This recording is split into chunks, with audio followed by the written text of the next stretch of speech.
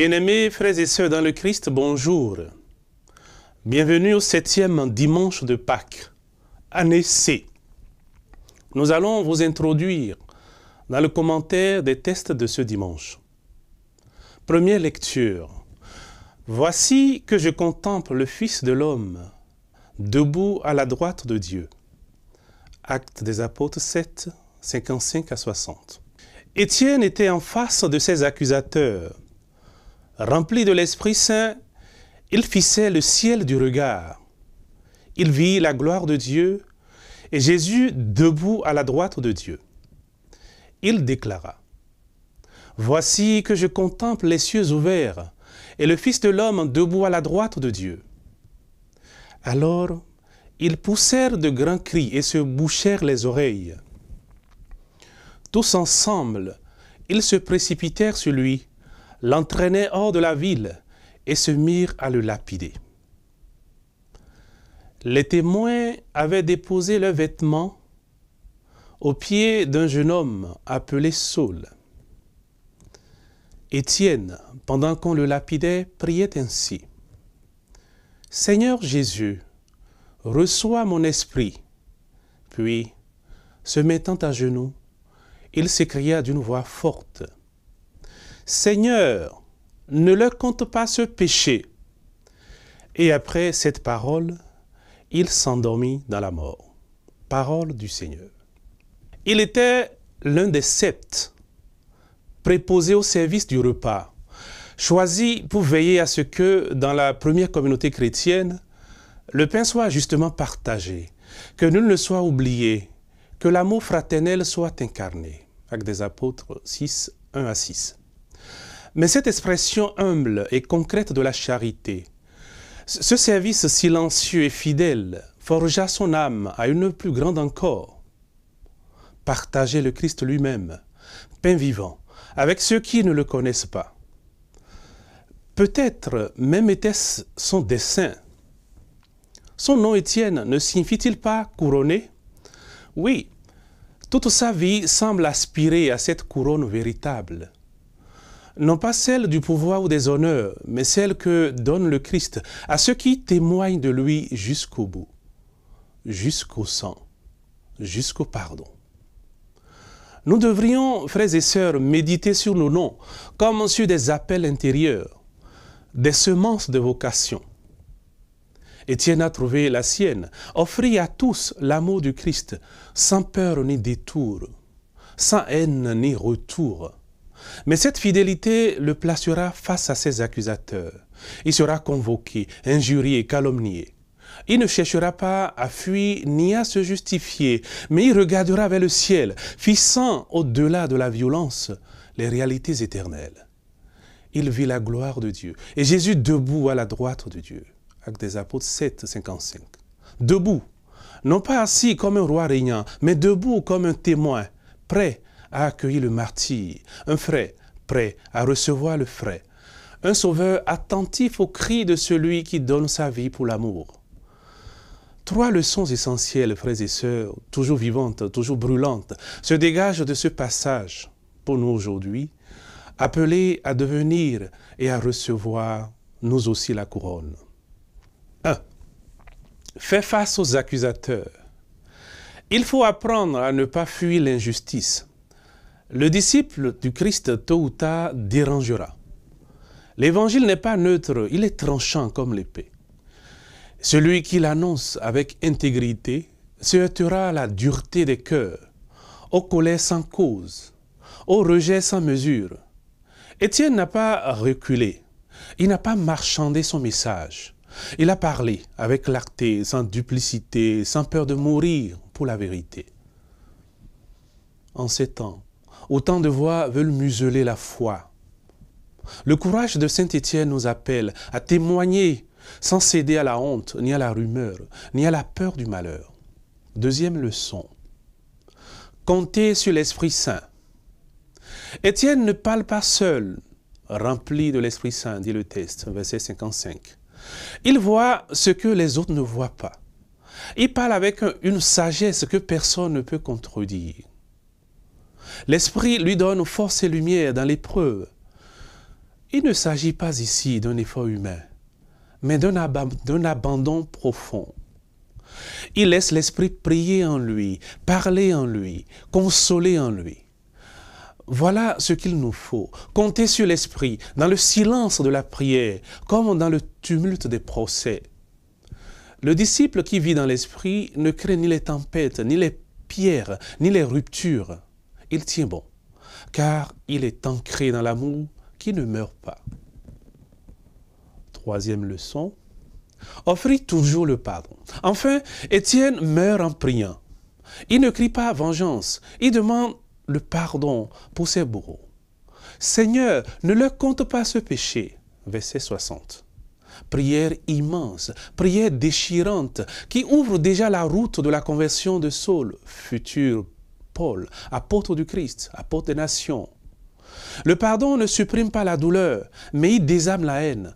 Il est semence d'avenir, il est le sceau du vrai disciple, la trace du maître sur le cœur du serviteur. Pardonner, même quand tout en nous hurle l'inverse, voilà la plus grande victoire, celle qui brise les chaînes, défait les murs et ouvre la lumière. Alors, frères et sœurs, si nous voulons recevoir la couronne promise, suivons les pas d'Étienne sans détour. Faisons face aux accusateurs avec foi et sans rancune. Comptons sur l'Esprit Saint, même dans la nuit la plus brune. Et surtout, offrons le pardon, qui du mal ne garde aucune rancune.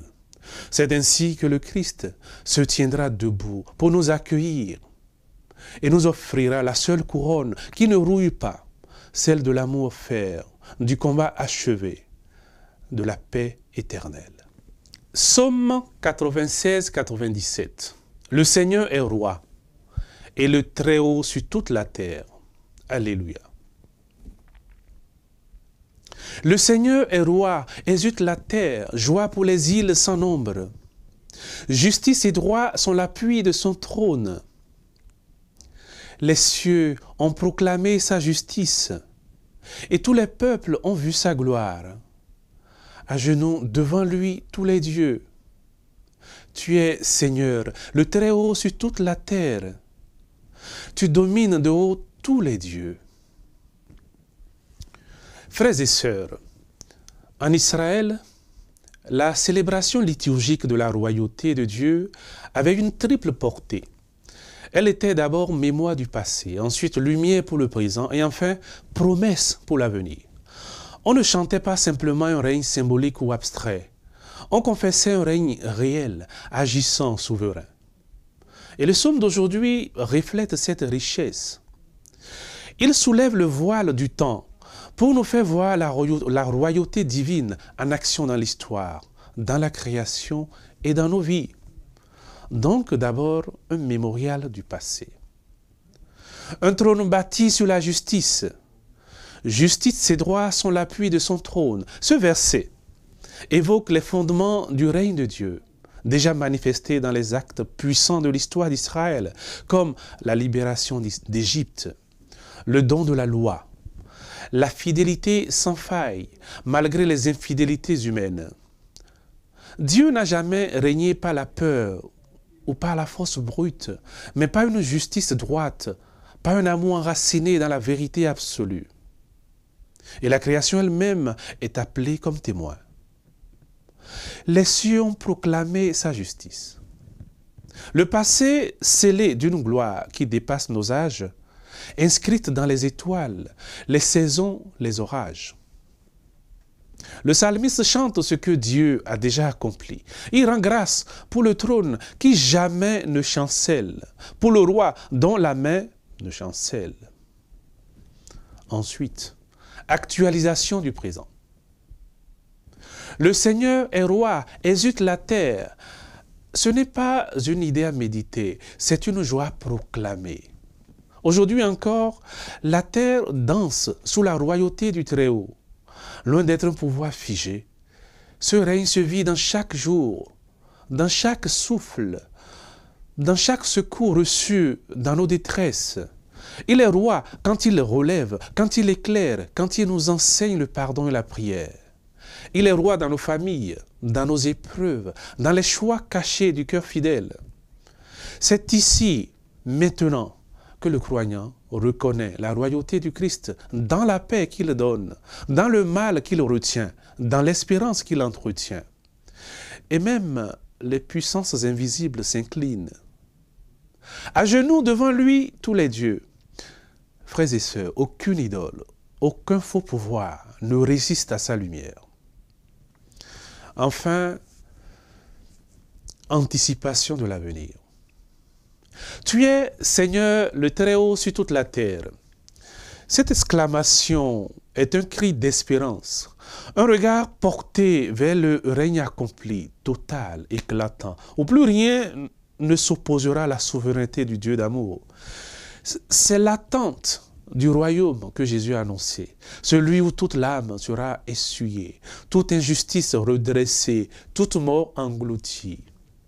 Ce psaume nous tourne vers la fin des temps, non comme une menace, mais comme une promesse, celle d'un monde enfin pacifié, d'une création réconciliée, d'un peuple sanctifié.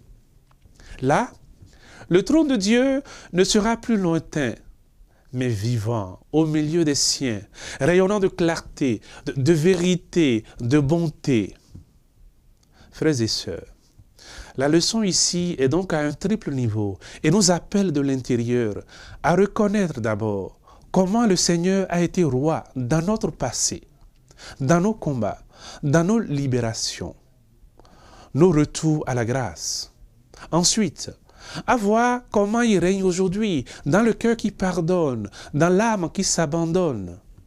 Et enfin, à espérer avec foi qu'il régnera pour toujours, malgré l'ombre et les détours. Aucune force, qu'elle soit terrestre ou céleste, ne peut égaler cette royauté. Elle ne s'impose pas, elle propose. Elle ne condamne pas, elle épouse. Elle ne passe pas, elle repose. Oui, le Seigneur est roi, le Très-Haut sur toute la terre. Il règne hier, il règne aujourd'hui, il règne demain. Et heureux qui lui donne la main.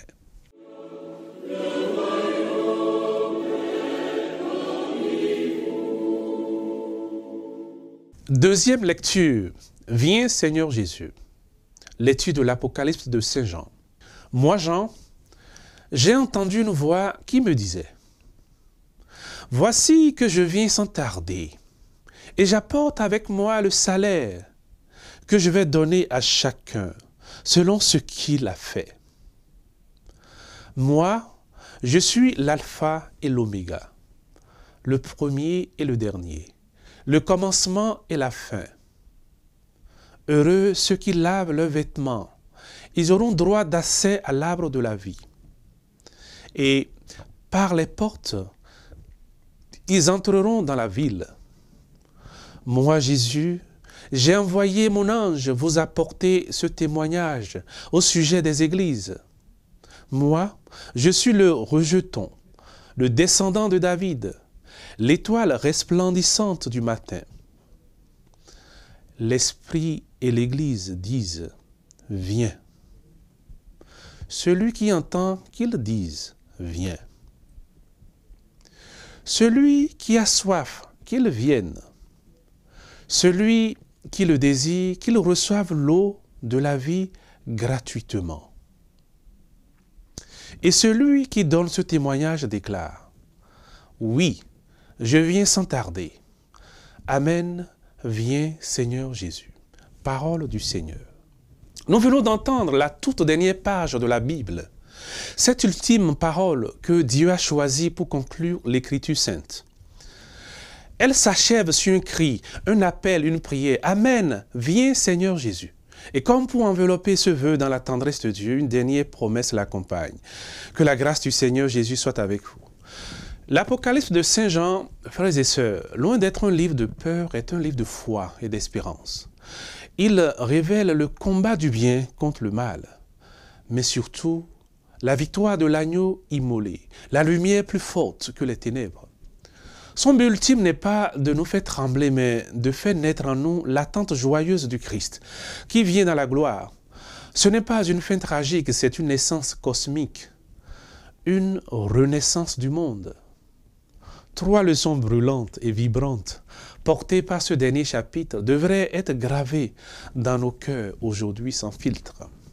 Première leçon. Le retour du Christ est certain et son imminence relève du mystère. Voici que je viens sans tarder. Verset 12. 3 fois dans ce dernier chapitre, cette parole résonne. Le Christ ne dit pas « je viendrai peut-être », mais « je viens ». Ce n'est pas une promesse vague, c'est une certitude inébranlable. C'est l'écho fidèle d'une divine balise sans naufrage. Mais il vient comme un voleur dans la nuit et sans bruit. Son retour est imminent, non pas calendrier, mais pas surprise. Il est proche parce qu'il peut survenir à chaque instant. Et seul le Père en connaît le moment. C'est pourquoi le croyant ne doit pas spéculer, mais veiller. Non pas calculer, mais espérer, non pas s'alamer, mais se préparer. Il vient comme la lumière à l'aube. Il vient comme la pluie dans la sécheresse. Il vient et tout sera bouleversé. Deuxième leçon. Celui qui vient, il est l'alpha et l'oméga. Moi, je suis l'alpha et l'oméga, le premier, le dernier, le commencement et la fin. Verset 13. Jésus n'est pas simplement un prophète ou un maître, il est tout. Il est à l'origine de l'univers, au thème de l'histoire et au cœur de chaque instant. C'est pour lui que nous vivons, c'est vers lui que nous marchons. Il est le rejeton de David, enraciné dans notre humanité, et en même temps l'étoile du matin, annonçant le jour de l'éternité. Vivre en chrétien, c'est reconnaître que notre vie a un sens, un centre, un but. Et ce but, c'est Jésus. Si tout passe, lui ne passe pas. Sa parole reste, sa lumière trace, sa présence embrasse. Enfin, troisième leçon. Troisième leçon. Nous devons nous préparer constamment à l'accueillir. Heureux ceux qui lavent leurs vêtements, verset 14. Cette image simple dit tout. Il faut se tenir pur, se convertir, revenir à la source, ne pas dormir dans l'habitude. Il ne s'agit pas de perfection morale, mais d'un cœur lavé dans la miséricorde, d'un esprit qui attend, d'une foi qui veille. Et l'appel est universel. Celui qui a soif qu'il vienne, celui qui le désire qu'il reçoive l'eau de la vie gratuitement. Verset 17. Pas besoin d'argent, ni de mérite, juste de la soif, soif de vérité, de lumière, de paix. Préparer la venue du Christ, frères et sœurs, c'est lui ouvrir nos soifs. C'est désirer plus que le monde ne peut donner. C'est brûler d'un amour qui vient d'en haut. Alors notre âme deviendra une épouse et avec l'esprit, elle pourra dire dans la foi, viens, non pas par peur, mais par amour. Non pas fuite, mais par feu et flamme. Frères et sœurs, le Christ vient, c'est certain, c'est glorieux, c'est imminent. Il est le commencement et la fin, notre origine et notre destin. Préparons-nous, purifions-nous, éveillons-nous, aimons. Et quand chacun de nous monte ce dernier cri de la Bible, Amen, viens Seigneur Jésus, car ceux qui l'attendent ne seront pas déçus.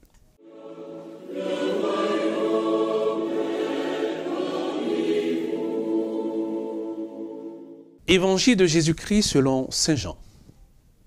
Jean 17, 20 à 26. En ce temps-là, les yeux levés au ciel, Jésus priait ainsi. Père, je ne prie pas seulement pour ceux qui sont là, mais encore pour ceux qui, grâce à leur parole, croiront en moi. Que tous soient un, comme toi, Père, tu es en moi et moi en toi. Qu'ils soient un en nous, eux aussi, pour que le monde croie que tu m'as envoyé. Et moi, je leur donne la gloire que tu m'as donnée, pour qu'ils soient un comme nous sommes un. Moi en eux et toi en moi, qu'ils deviennent ainsi parfaitement un, afin que le monde sache que tu m'as envoyé et que tu les as aimés comme tu m'as aimé. Père, ce que tu m'as donné, je veux que là où je suis, ils soient eux aussi avec moi. Et qui contemple ma gloire, celle que tu m'as donnée, parce que tu m'as aimé avant la fondation du monde. Père juste, le monde ne t'a pas connu, mais moi je t'ai connu. Et ceux-ci ont reconnu que tu m'as envoyé. Je leur fais connaître ton nom et je le ferai connaître, pour que l'amour dont tu m'as aimé soit en eux, et que moi aussi je sois en eux. Acclamons la parole de Dieu. En ces jours, l'Église entière est entrée dans la grande neuvaine préparatoire à la venue de l'Esprit Saint, à la Pentecôte. Et quoi de plus juste, de plus beau, de plus brûlant que d'entrer dans cette attente portée par la prière du Christ lui-même, au soir de sa vie, prière pour l'unité de ses disciples. L'évangile de ce jour nous ouvre le cœur de Jésus tourné vers son Père, dans une supplication solennelle et douce, que tous soient un. Ce n'est pas un simple souhait, c'est le désir profond de Dieu. Un cri de son amour, un testament pour son Église. L'unité véritable, celle que rien ne brise, ni le temps, ni la distance, ni les blessures, naît d'une source unique. Et cette source, c'est l'Esprit. L'Esprit Saint est le lien vivant entre le Père et le Fils. Il est aussi le lien entre nos âmes et le cœur divin. Là où il est accueilli, les murs tombent, les blessures se pansent et les voix dissonantes s'accordent en une même louange. Le premier défi, c'est le défi de la division entre les églises, diversité sans communion. Le corps du Christ est blessé par les siècles d'opposition, de rupture, de méfiance. Les confessions chrétiennes se regardent, parfois avec distance ou silence, alors qu'elles confessent un même Sauveur, un même baptême, une même foi. Jésus, lui, aujourd'hui, prie pour tous ceux qui croiront en lui, par la parole de ses disciples. Verset 20. Il voit déjà les siècles de mission, les continents d'espérance, les générations d'hommes et de femmes habités par l'Évangile. C'est l'Esprit qui peut ramener l'unité, non pas en uniformisant, mais en harmonisant, non pas en écrasant les différences, mais en les transfigurant. Quand l'Esprit souffle, il fait de nos églises non des rivales, mais des sœurs, tendues vers la même lumière, unies par la même flamme. Le deuxième défi, c'est le défi des divisions dans nos communautés. Querelles, jalousie, tensions. Même à l'intérieur de nos paroisses, de nos familles, de nos groupes, les blessures d'orgueil, les conflits d'intérêts, les luttes de pouvoir creusent des fossés. Mais Jésus dit qu'ils soient un, comme nous sommes un. Verset 22. Non une unité de façade, mais une communion d'amour profonde, patiente, durable. L'Esprit Saint est le seul capable de guérir les rancunes, de faire tomber les masques, de purifier les intentions. Il est feu d'amour, non pour consumer les autres, mais pour brûler en soi la vanité, la peur, la dureté. Là où l'Esprit habite, les frères deviennent vrais, les gestes deviennent simples, et les cœurs s'ouvrent comme au matin. Le troisième défi, enfin, c'est le défi de l'unité intérieure. Combien de fois suis-je partagé, tiraillé, entre mes idéaux et mes actes, entre mes prières et mes habitudes, entre l'appel de Dieu et le bruit du monde? Jésus prie. Moi en eux et toi en moi. Verset 23. Il veut habiter en nous, non de façon lointaine, mais intime, réelle, féconde. L'Esprit Saint est celui qui unifie l'homme intérieur, qui réconcilie l'esprit, l'âme et le corps, qui met de l'ordre dans le chaos et du chant dans la nuit.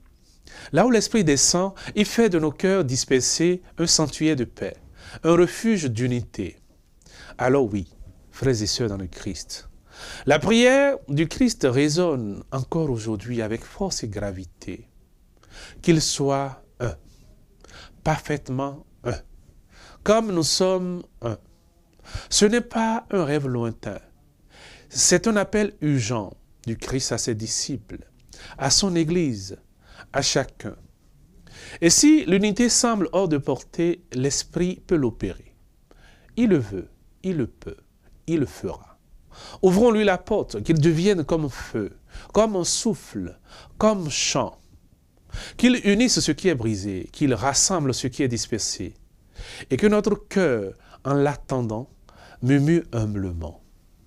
Viens, Esprit Saint, Esprit d'unité, fais de nous un seul corps, un seul cœur, un seul cri. Amen.